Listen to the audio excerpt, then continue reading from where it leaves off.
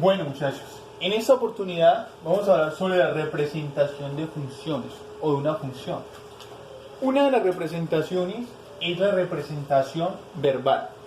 Esa representación verbal es cuando uno pues menciona la relación que existe entre dicha función o dichos conjuntos. Entonces podríamos decir que son todos los elementos, podríamos decir una relación verbal de una función sería la función que en este caso la vamos a anotar con F, son todos los elementos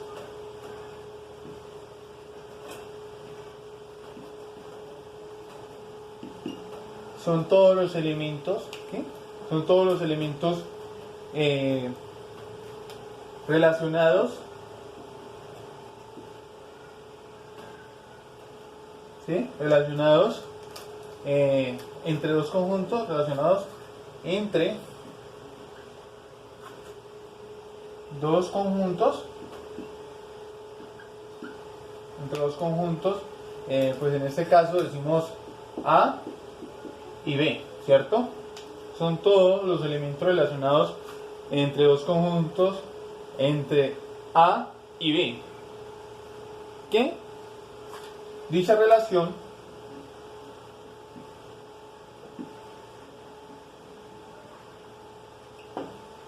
es 1 a 1.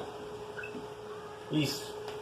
Eso, en pocas palabras, es cuando uno, pues, verbalmente dice qué es una función o qué representa una función de manera tal que no hay necesidad de escribir, ¿listo? Sino que yo lo escribo para tenerlo en cuenta.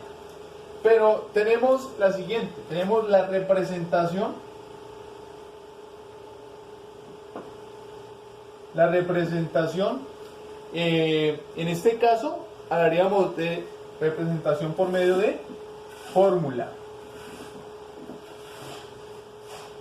Hay que tener cuidado aquí, ¿listo? Hay que tener cuidado aquí. Cuando hablamos de representación por fórmula, resulta de que vuelvo y hago y establezco acá lo que habíamos hecho en el video donde expliqué la definición de función, ¿sí? Pero en este caso ya voy a denotar este con X y este voy a anotarlo con Y. ¿Listo? Póngale cuidado. En este caso existe una relación por medio de ¿qué? De una función, ¿cierto? Que aquí hay unos elementos x1, x2, x3 y x4. ¿Listo? x4. Y resulta que si hay una correspondencia, acá tiene que haber unos elementos y1, y2, y3 y y4 y y5. ¿Listo? ¿Vale? Entonces, esa relación sabemos que aquí eso se llama dominio y este se llama codominio. ¿Listo? Y que esa relación presentada entre estos dos conjuntos vienen siendo una función, sabiendo de que la relación de x1 con y1, x2 con y2, x3 con y3, ¿cierto? Y que a esto se le denomina, a los elementos correspondidos se le denomina rango, que no lo voy a escribir. Entonces, póngale cuidado. Si sabemos que por definición está esto, entonces, de manera que sea una representación gráfica, entonces decimos que Y, ¿cierto? Y, que viene siendo la función, es igual a f de x. Ustedes me preguntarían, bueno, ¿y por qué Y? ¿Cierto? ¿Por qué Y? Pues resulta de que a esto que está acá le vamos a llamar a las X de partida, o sea, al conjunto de estos elementos que son X de partida, le vamos a llamar las variables independientes.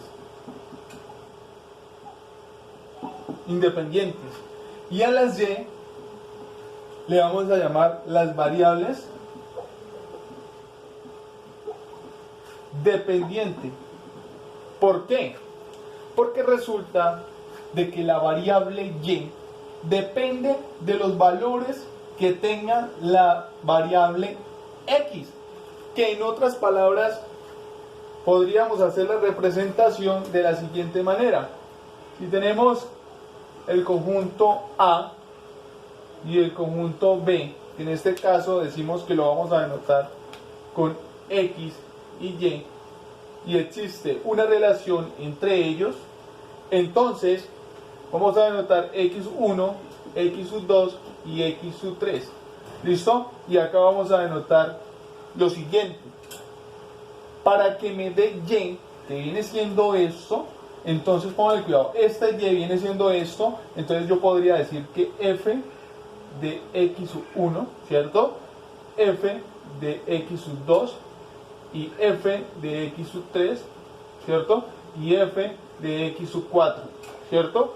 Entonces, en este caso la relación con una función quedaría de este con este